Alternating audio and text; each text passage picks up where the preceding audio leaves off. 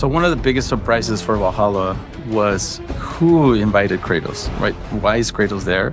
He got this mysterious invitation, and when you get to the top of Valhalla, you discover that it's none other than Tyr. The invitation was yours. I would have signed it, but it was important you come here for your own reasons.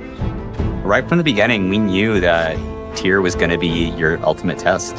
When you play Ragnarok and you meet Tyr for the first time, you think you're going to fight this character. You see them standing up, Tyr's so intimidating. And then, in typical Santa Monica fashion, we change expectations and we subvert them. But I think a lot of people kind of play that game. They're like, wow, what if Kratos and Tyr sparred it out? And we wanted to dig into that and really figuring out, how does Tyr fight? What's that relationship? Because they are sparring. It's a very different relationship than we've ever seen Kratos, fight against someone else. Yeah. Exactly. And Tyr kind of bringing this almost worldly knowledge from all the places he's visited, right? That was one of the things we really wanted to do with Tyr, to showcase how the history behind him traveling to all these different places, right? So that's why we have these different weapons that he brings out from different locations in the world. Yeah, those intros. Every time I saw the animations for the intros where he's pulling out the different weapon and everything. As soon as that started coming online, we were getting pretty hype about it. If you notice, for folks that have a keen ear, they will hear some slightly different tunes when each weapon is introduced that is kind of tied to the weapon as well. And then his styles of combat change. I think you'll enjoy it, if that's the word.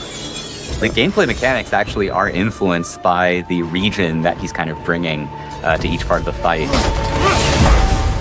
We also play around with some mechanics that are a bit different than fights that you would have in the base game. Yeah. And ultimately, it's like two God of Wars going at each other, Exactly. Right? So that's one of the biggest things, is that when you think about the whole franchise, Kratos has only, even though it's called God of War, he's only confronted Ares, another God of War. Not until now has he had an opportunity to go and fight it out with another God of War. Yes, a completely different context, right? Whereas with Ares was about a completely different thing, revenge. Now this is more about personal growth and challenging himself to master himself, to get him to the next step in his life, which is a super exciting way to reframe this epic battle with another God of War, right? That was distinct, but at the same time brings it full circle. Every time you beat him, right, and you press R3, you kind of go up, yes. and you got that moment where the punch gets caught, and then they get to do the arm shake again. That was completely intentional. We wanted to do the reverse of what happened in Ragnarok, where Tyr's helping Kratos up. Now Kratos is the one helping Tyr up.